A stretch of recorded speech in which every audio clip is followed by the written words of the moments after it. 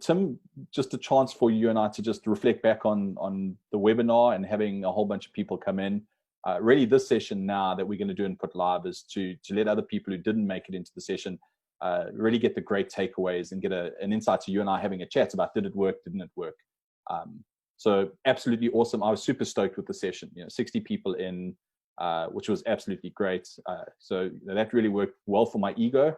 Not 3 people, because it's my cousin, my dog, and my nephew. But it was really, really good. And I keep harping on about it, but like having, Dawes, I think it's Dawes Formason, she's moved away from Belito down in New Zealand. She jumped on. It was great to have her and a whole bunch of other people, guys up from Hillcrest and everywhere. So let's have a chat about what did we think? What were our takeaways? Did we achieve our objectives? And we can position some of that, just share openly, and people get to watch this. And then I guess the next thing is positioning the next one. So have a crack, Tim. Yeah, I mean, it's never easy to predict how something's going to be received, but it's just the start. I think if you look at what our first objective was, it was to start a conversation, and we certainly did that. And I think you could tell by some of the engagement that we had and the questions, and also just interested sort of other topics that were sort of raised that we couldn't get into in this particular topic, because I think this one was really setting the tone. Asking the question, are we a community in crisis, is it's so multifaceted, Yeah. So I think it's impossible to delve into all the detail within an hour session. But from an engagement perspective, I was really excited, and it was just also great to hear from our panelists. Leslie Forrest, director of Vision 153. I haven't had a lot of involvement with Leslie in the past, so it's just great again. Connecting, creating a platform for us to connect with people in the community that potentially we haven't before. And then Em and Chris, it was great to see them. They are friends of mine, and obviously people that we've worked with as well. Just a fresh perspective, a real perspective, authentic, and it was really nice to hear from them too. Agree. I know we jumped a little around. I think we maybe didn't spend too much time on the economic side, and I had some chats afterwards. People were saying it happens when you have someone like Les in a room talking about the need on a social level, that sometimes we get sucked into that because we all just have this, willingness to want to help and stuff. So, moving forward, we need to let people know we are interested in businesses. But the point I make is the conversation really started to spike, and the chats and the questions when Les spoke, so that was interesting. I think that's what drew us towards that, is people were just seeing in the chat that they didn't know what was going on, or they didn't have an idea of the extent of it just across the road and the challenges. But then also, that call from us to get people involved and say, hey, what can you do without money? And boom, all of a sudden the chat was moving. And so that was great, because we wanted the community to get involved. We didn't know how, we just knew, let's put it to them. And next minute, we started to see that interaction. So that was fantastic. You're right. Les really brought something great. Yeah, I think we did that. I don't think what the outcome is going to be, but I think you set up a panel together with an intention, and that's to obviously give different perspectives. And I think that we know that the NGO side of it and the community work is always going to be an emotive subject, Yeah.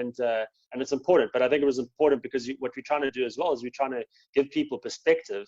And it's certainly something that I've thought about a lot over the last number of weeks in lockdown. And that's, we're going through difficult times. And yes, you want to prioritize your family and your staff and those immediately around you. But if you're not looking beyond that, and you're not looking at those that are absolutely worse off, than you, then you just don't have perspective. Yeah. And I think that's what Leslie did. And obviously that beautiful letter that she read out from Jane Armstrong, who's the coordinator for the North Coast Career Orphan Fund, which I thought was an amazing letter. I'd love to actually publish that potentially on the platform, so that our viewers could actually sort of read it, from someone that's at the coalface, someone that's actually dealing with this day to day. So yeah, that's what we're here to do. We're here to link business, commerce, community, and NGOs, and that's important. I agree. I wanted to have some fun doing it as well, because I think sometimes these webinars get very, very businessy. So I love that Chris and Em looked a lot more relaxed, and they were chill. I think Les, she was nervous in the pre-planning. She really brought her game. I didn't get to use the bell as much, and so that's going to be our quirky thing, and we'll play around with it a bit. But yeah, I did like that it wasn't overly heavy. It needs to be indicative of what the community is. They need to know that we can talk about serious stuff but still have a laugh. I'm wearing a hat because I'm having a bad hair day, and so I want to make it real. And I felt coming into this, I was nervous. You want to resort back to the corporate presentation mode with PowerPoints and pointing, and but I was chuffed. It was nice. Everyone was nice and relaxed, and I think I felt a lot of heart. So that was pretty good as well. Yeah, just many of us have watched a lot of webinars over the last few weeks. We've become professional listeners, and now it's a first opportunity, I suppose, to actively participate. But that's something that we definitely, as we discussed, one of the outcomes of this session was that we want to engage more with those people that come into the session. So it's certainly something that I really enjoyed listening to Cheryl Peters from Enterprise Elembe, who was brought into the discussion. So that was really great to see a couple of different people than just the panelists. Was really nice. And I think that'll be something that we'll encourage as we move forward into the other subjects, which we've really discussed. So we've got some really interesting subject matter and some great potential panelists that we've really been talking to that we want to bring in. So, it might be worth sharing some of those themes or topics that we're looking to do going forward. Cool. Before we jump on that, maybe just let's chat for a second. So I just want to, I want to put across, like, what was my main objective? Why did FabMags get involved in our partnership and friendship around Ala Belito? And I think more than anything else, because I don't want people to misunderstand and think this is just a wishy-washy, let's hold hands, sing Kumbaya thing. There's some real intent to this, Tim. It's a call to action, awareness that says we need to be strong as a community. The second thing is I am a businessman. And so I have the social side, and I'm a director on Vision 153. But I don't want to lose that discussion, that spirit of Ubuntu. Do well now and help each other. And if we all survive, then yes, business will pick up and people will remember that. So for me, the objective was to start that conversation, to say, let's look after each other, not cash. Let's not hard sell. Let's just be sincere about, are we doing okay and how are things going?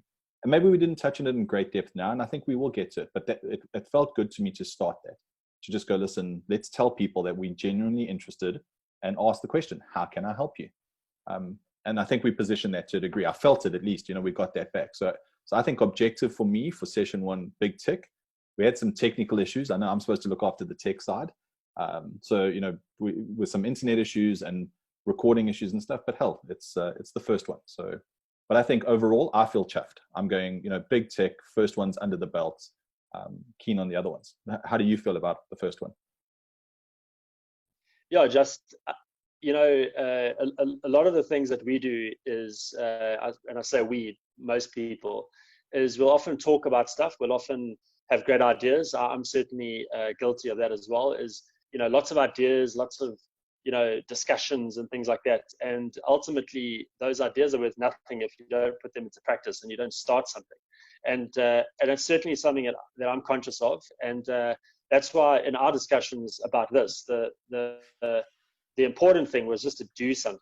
It was just to get started. It's not going to be perfect. We had issues. My internet wasn't working that well this morning, as Murphy would have it.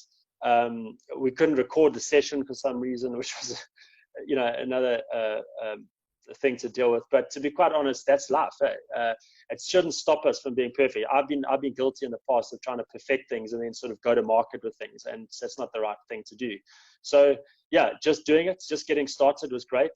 We only really started this conversation just about less than 2 weeks ago.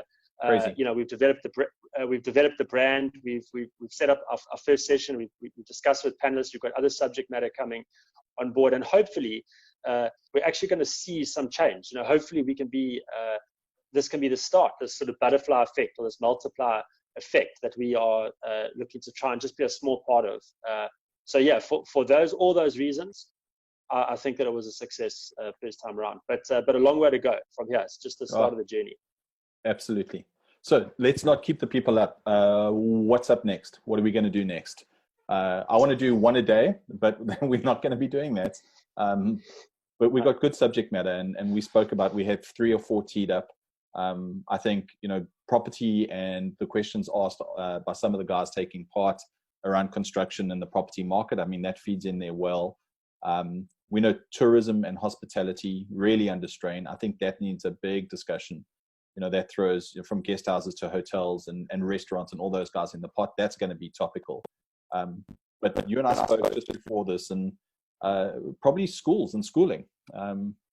I think that's really something that people are experiencing, and how they're managing it, and how they're going to go about it, and how do we adopt the love local mindset and supportive mindset and understand what's going on in the school space. So I've sort of covered them. You happy with those? Yeah, I mean, it makes sense because we have to be relevant to our community. And, as a starting point, those 3 elements, whilst they're not exclusively, things just to this community, but, the property and construction industry is a huge part of our sector down here. We used to be this sort of agriculturally based economy, but we're not. Tourism was a big one, and property and construction. So they're 2 big subjects, and although there's a lot of crossover, they warrant their own conversation. So that's why we discussed, having them as separate conversations, because in the in the hospitality and tourism sector, we want to include the notion of restaurants and what the future of that looks like.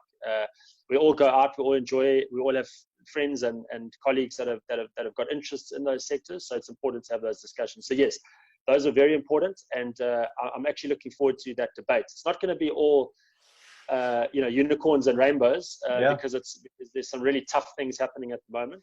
And just as you said, the other element which we're going to discuss is the whole thing about education and the impact that this has had on our schools and our parents and kids, and obviously as yourself, and you've obviously been through this yourself and have had your own journey on home learning or e-learning in particular. It's a whole new world. So it's going to be interesting to get the take from some of our schools to see what these guys are how they view this whole situation. Obviously, to look at parents and the impact that they are experiencing. So it's not just how to teach and how to kind of deal with working and learning and teaching and kids all in a small environment. It's also about cost, Yeah. So how is there value? Is there value that's being provided? Can you provide value? And what are the implications on various institutions in the area? So it's going to be a very interesting topic, Justin. Yeah. So as you can see, it's the next day, and I'm not wearing my cap, so bad hair days got sorted. We had a few technical issues. Tim dropped off there at the back end of that clip. But really, to sum up, we were so grateful. Thanks, everyone, for joining yesterday.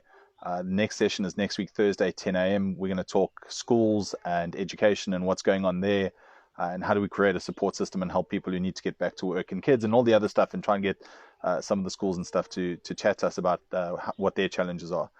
So thanks very much, and we'll see you again soon. Have a good one. Cheers.